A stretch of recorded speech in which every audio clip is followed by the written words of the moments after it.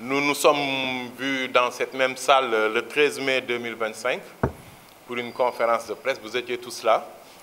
Et pendant cette conférence, il y a un point sur lequel je m'étais appesanti.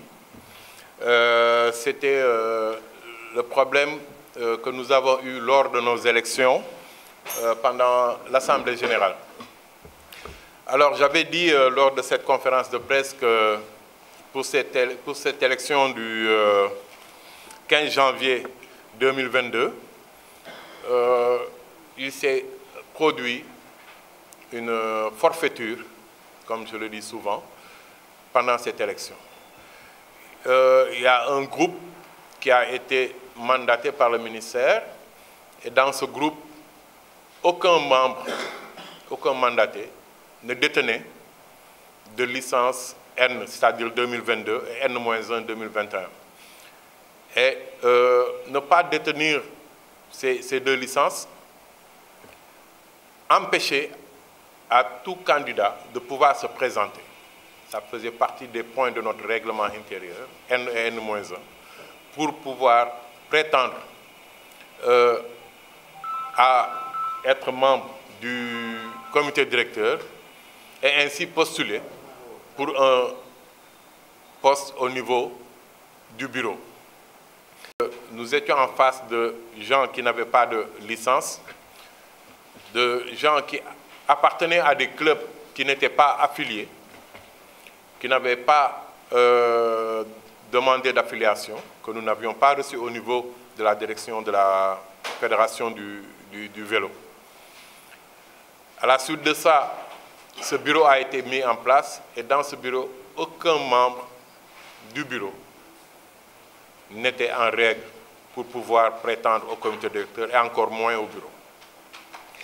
À la suite de ça, nous avons saisi les autorités, le ministère des Sports, le comité national olympique.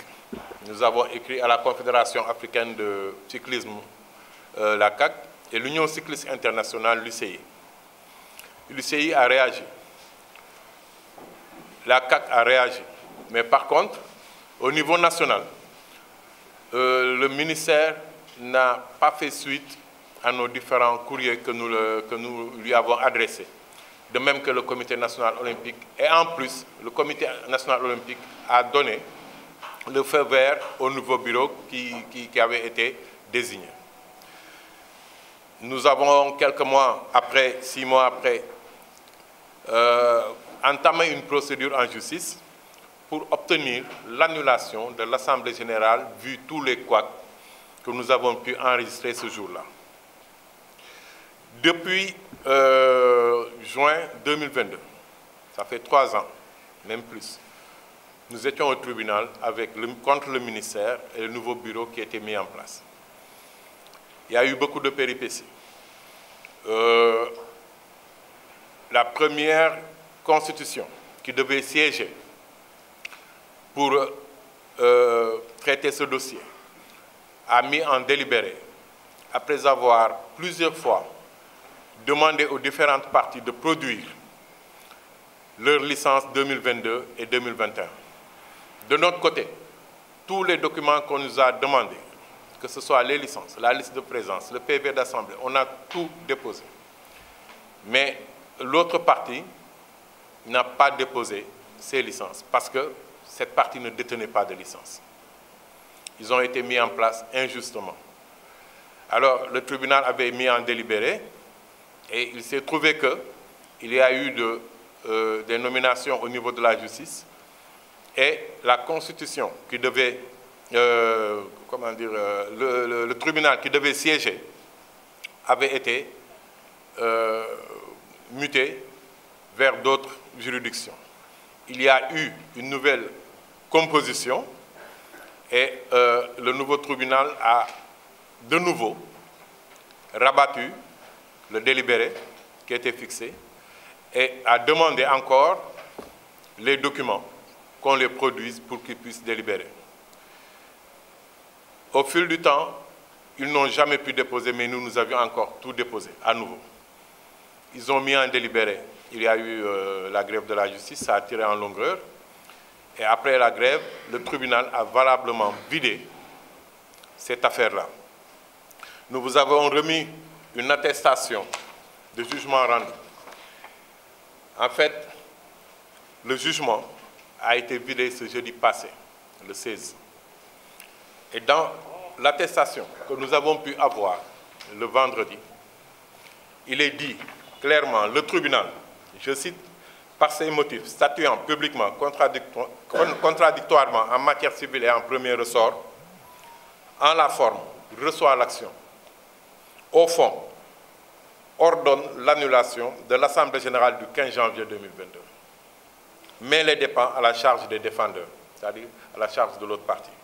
En foi de quoi, cette présente attestation a été délivrée pour servir et valoir ce que de droit. Je pense que c'est très explicite. Aujourd'hui, nous faisons cette conférence de presse avec vous pour informer, comme je l'ai dit tout à l'heure, l'opinion sénégalaise. Nous avons tenu ce combat depuis le début et nous avons gagné. À partir du délibéré, du jour du délibéré, le bureau désigné par le ministère qui était en place n'a plus aucune valeur, ni juridique, je dirais même sportive aussi.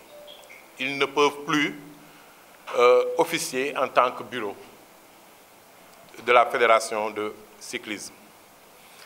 Alors, je pense que maintenant, il est grand temps que le ministère, qui est notre tutelle, sonne la fin de la récréation et remette en place la fédération authentique. On a perdu beaucoup de temps. Les JOJ sont devant nous à moins d'1 an, pratiquement. Qu'est-ce qui a été fait? Le Sénégal, comme je l'avais dit dans la dernière conférence, je ne pense même pas à une participation honorable. Alors, on ne peut même pas parler de podium, alors que c'est nous qui recevons les JOJ. Toutes les disciplines qui sont là ont mis en place un programme, ils l'ont déroulé et sont arrivés à un moment où on peut espérer avoir quelque chose, une médaille peut-être, ou bien une participation très honorable du Sénégal dans des disciplines bien données. Mais pour le vélo, rien n'a été fait. Évidemment, cette fédération qui n'avait pas de directeur technique, parce que celui qui était désigné directeur technique était en réalité un moniteur. Ça explique tous les couacs, les errements sportifs et le résultat final que nous avons eu. Je pense que pour le Sénégal, c'est raté pour les JOJ. Mais au moins, le défi de l'organisation sera là. Il faudra maintenant essayer de faire une bonne prestation organisationnelle, je dirais, parce que sur le plan de la participation, c'est raté. Le Sénégal ne sera pas là. Et tout ça est, je dirais quelque part, une méconnaissance. Un manque est dû à un manque de connaissances. Nous avons en place un bureau qui ne maîtrise pas les règlements, un bureau qui ne sait pas ce qu'est l'administration sportive. Qu'est-ce qui a été fait depuis? Pas grand-chose. On ne leur dira pas qu'ils n'ont rien fait. Mais qu'est-ce qu'ils ont fait en réalité? Le Sénégal ne participe plus à rien. En ce moment, il y a le championnat mondial de cyclisme au Rwanda. Nous avons un senior, une fille et un junior. Que pourront-ils tirer de là-bas avec l'encadrement qu'ils ont eu? Je ne pense pas qu'ils puissent tirer quelque chose de là-bas, de ce championnat-là. Rien du tout. C'est un niveau très élevé. Il aurait fallu dans le passé avoir de bons techniciens pour les préparer. Ça n'a pas été le cas. Maintenant, nous revenons et toujours en demandant à notre tutelle de signer la fin de la récréation et que les choses sérieuses reprennent. Que le Sénégal reprenne sa place sur le plan africain d'abord, après sur le plan mondial. Que notre cher Tour du Sénégal revienne pour hisser le niveau de nos coureurs à un niveau plus élevé, acceptable, à un niveau africain comme dans le passé. Merci.